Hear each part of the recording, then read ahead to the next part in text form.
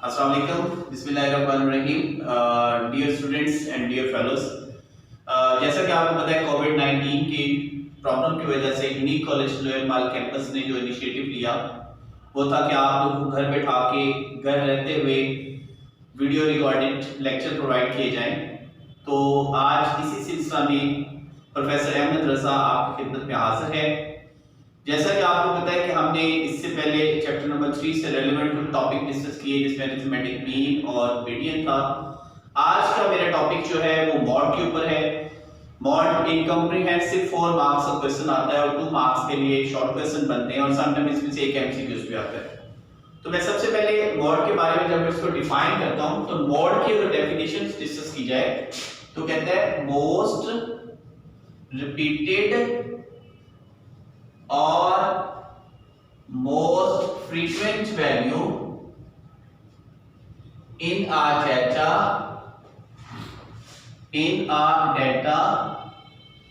is called mod and it is denoted by x cap।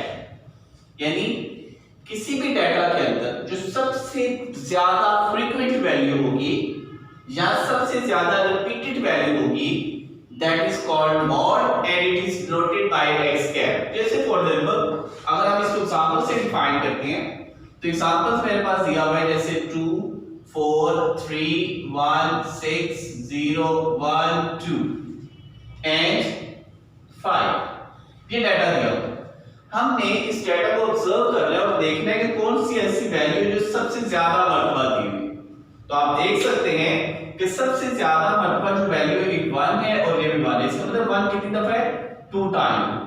तो according to sense मेरे पास mod किस तरह define करेंगे। अब इसी तरह देखा जाए तो 2 भी कितनी दफा बेटा 2 भी 2 दफा। तो हम लिखेंगे 2 भी कितनी दफा बेटा that is also further 2 times. तो इसका मतलब है ज्यादा मर्तबा दोनों टर्म्स हैं।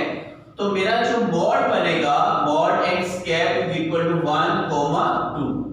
लेकिन अगर फॉर एग्जांपल मेरे पास एक और 1 आ जाता है तो इसका मतलब है उसको सिर्फ मॉड की वैल्यू क्या होगी 1 होगी। तो इसलिए याद रखने वाली बात अगर मेरे पास अनग्रुप डाटा दिया होगा और ऐसी वैल्यू जो सबसे ज्यादा रिपीटेड होगी सबसे ज्यादा फ्रीक्वेंट होगी that is called a mod जिसको हम डिफाइन करेंगे। अब मॉड के दो तरीके होते हैं। एक मॉड तो अनग्रुप डाटा में आपने देखा जो सबसे ज्यादा मर्तबा है दैट इज कॉल्ड मॉड। लेकिन अगर फॉर एग्जांपल हम लोग ग्रुप डाटा में चले जाते हैं तो ग्रुप डाटा के अंदर भी 2 काइंड्स होती हैं।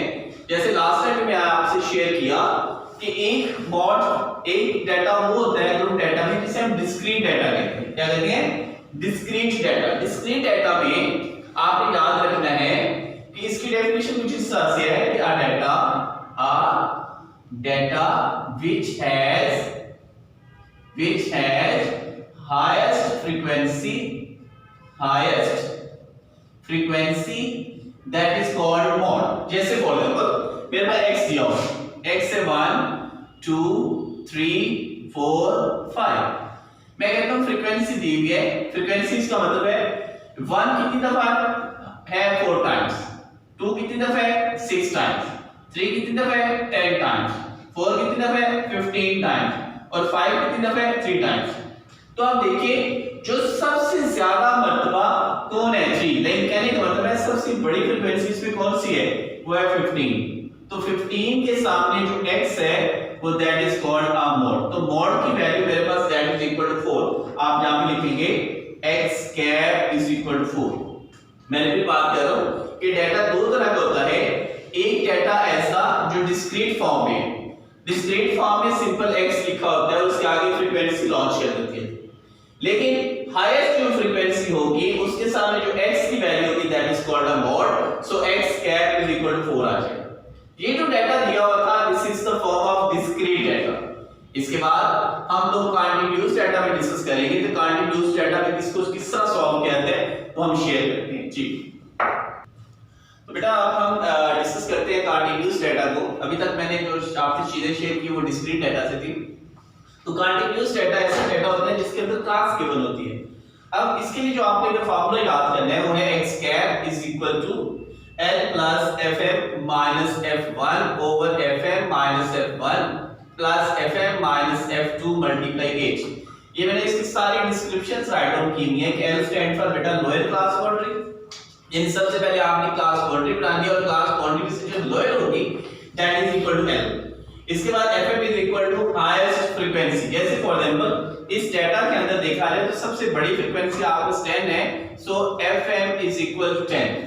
उसके बाद नेक्स्ट टॉपिक है F1। F1 is equal to upper frequency of FM। FM से ऊपर वाली जो फ्रीक्वेंसी होती है वो that is equal to F1 और FM से नीचे वाली that is equal to F2।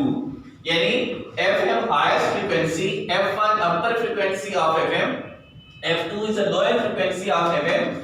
और इसके बाद दिया हुआ है H is a class difference, यानी आपने देखना है कि इसके दरमियान कितने फर्क है, 1 6 11 16 21 या 5 10 15 20 25, हर एक में 5 5 का फर्क है।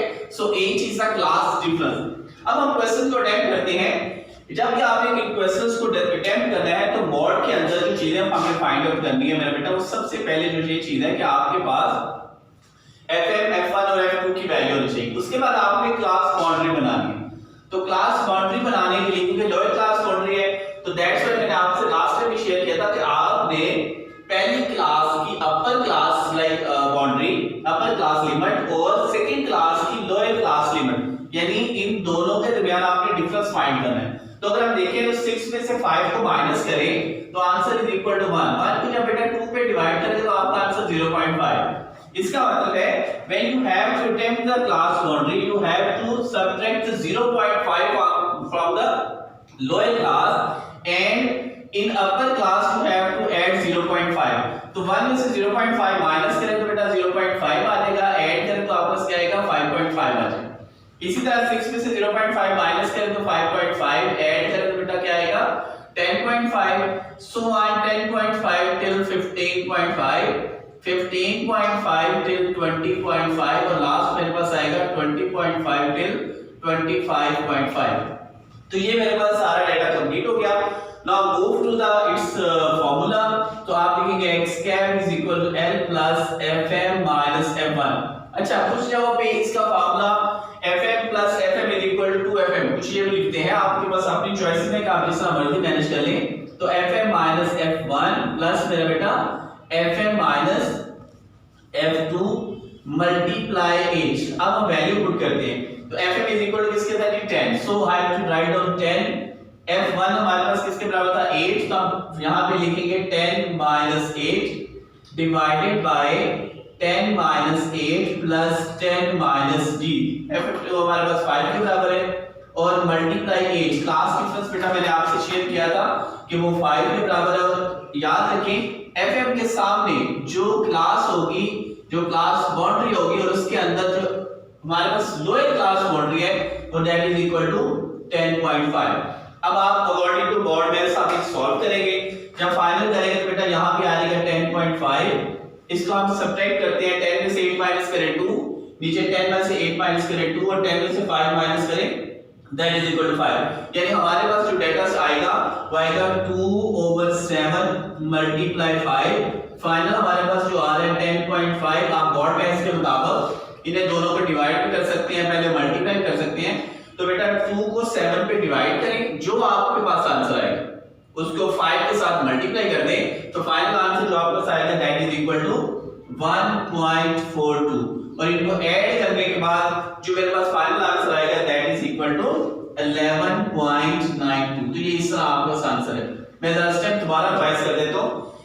जब भी ये क्योंकि अगर पूरे 4 नंबर का लॉन्ग क्वेश्चन आपको आता है तो सबसे पहले आप क्लास फ्रीक्वेंसी जो बुक के अंदर दी होगी क्वेश्चंस बना होगा, आप सबसे पहले क्लास बाउंड्री बनाएंगे।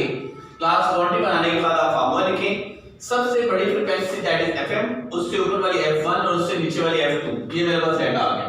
अब आपने you have to put the values. L stand for lower class boundary. आप क्लास बाउंड्री में जाएंगे और क्लास बाउंड्री में दो लिमिट्स होती है, एक अपर और दूसरी मेरा बेटा क्या होती है लोअर। लोअर आपने उठा के यहां पे राइट डाउन करें, FM की वैल्यू माइनस F1 की वैल्यू, FM की value minus F1 plus FM minus F2 और H stand for the class difference, यानी हर क्लास के दरमियान कितना गैप है, कितना फर्क है।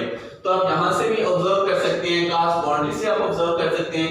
After write down all the values according to board math, बहुत सारे बच्चे कॉमन मिस्टेक करते हैं वो ये कि वो 10.5 में पहले 2 को ऐड कर देते हैं।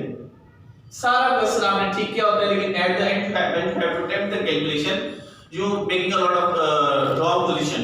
So 10.5 को आपने एज इट इज लिखना है, पहले इनको दोनों को डिवाइड करके मल्टीप्लाई कर देंगे, यहाँ मल्टीप्लाई करके डिवाइड करेंगे तो जो आपका आंसर आएगा वही आपका फाइनल आंसर होगा। तो ये आज का मॉड का क्वेश्चन था जो आप लोगों ने फाइनल किया।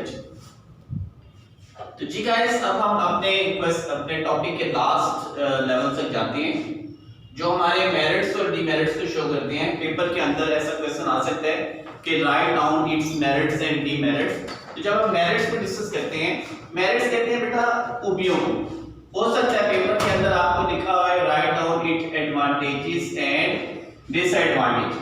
तो जब हम एडवांटेजेस को डिस्कस करते हैं यानी को इस बोर्ड के क्या क्या फायदे हैं, तो सबसे पहले बात it is easy to understand, यानी कि आपने देखा कि ये आसान है, बहुत आसान है। जैसे फॉर एग्जांपल डाटा हमारे पास था 0 2 4 6 और 4 अगर दो तरफ दिया हुआ है तो हम लिखेंगे mod is equal to 4 8। इसके बाद कहता है it is affected by extreme value. आपके डाटा के अंदर जो सबसे ज्यादा एक्सट्रीम वैल्यू, एक्सट्रीम बड़ी वैल्यूज कह रहे हैं, ठीक है, जो बड़ी वैल्यूज होती हैं वही आपका बेसिकली डाटा का मॉड बनती है। जैसे जो फ्रीक्वेंट है, जो रिपीटेड है, वो सारे के सारे आ जाते हैं।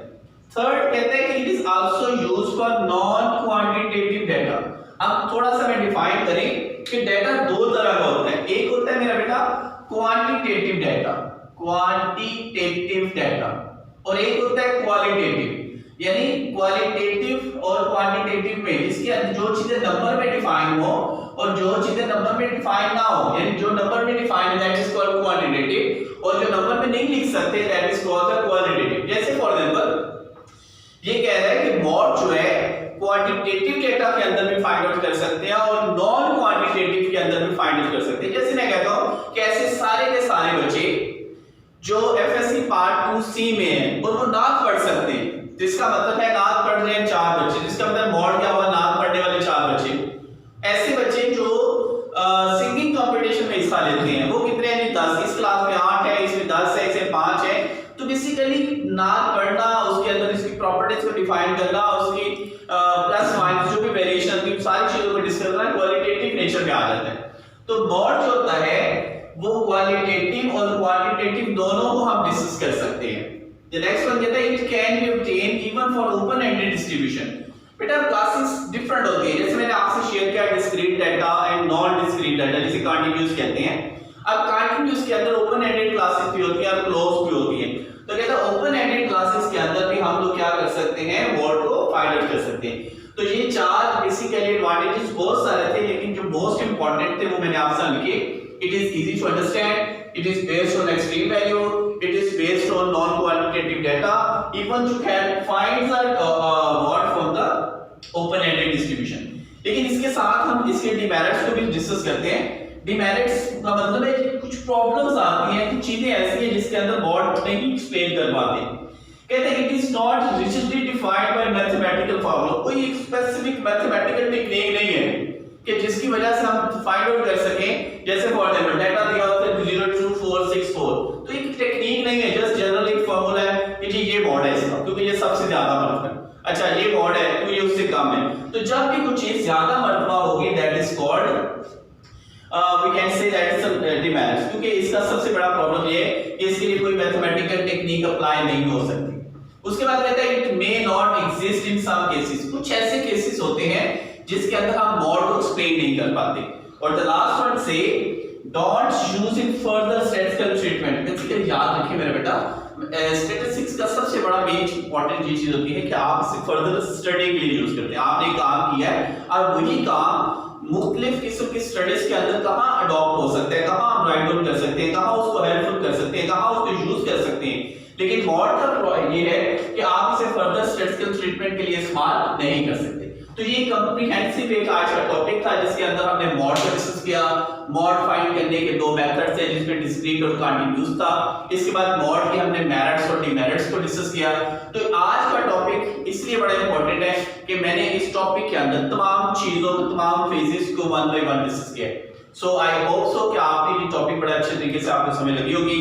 फिर भी कोशिश करें, बड़ा आसान मेथड होता है कि हर लेक्चर जब भी आप लें उसकी वीडियो रिकॉर्डेड आपके पास अवेलेबल है। आप अपने बाकी दोस्तों के साथ शेयर कर सकते हैं, और जो इंस्टीट्यूट का हिस्सा है उन्हें भी और जो नहीं है उनको भी आप शेयर करें, ताकि ज्यादा से ज्यादा लोग इन मालूमात से फायदा लें। और ये एक सदका जारी है जो हमारे एंड से स्टार्ट होता है और आपके एंड से आगे चलता जाएगा। तो आज के लेक्चर में जो मॉड डिस्कस किया, ये सारी चीजें आपके ज़हन में रखनी है। कोशिश करें कि इनके साथ सब नोट्स बनाएं। आपकी बुक के अंदर बहुत से रेलेवेंट क्वेश्चन दिए गए हैं, आपने वो तमाम क्वेश्चन जिसमें मॉड के बारे में पूछा जाए आज के दिन के अंदर अटेम्प्ट करें। अल्लाह ताला से दुआ है कि अल्लाह ताला आपको खुश और करम रखे और उससे तौफीक वाली जिंदगी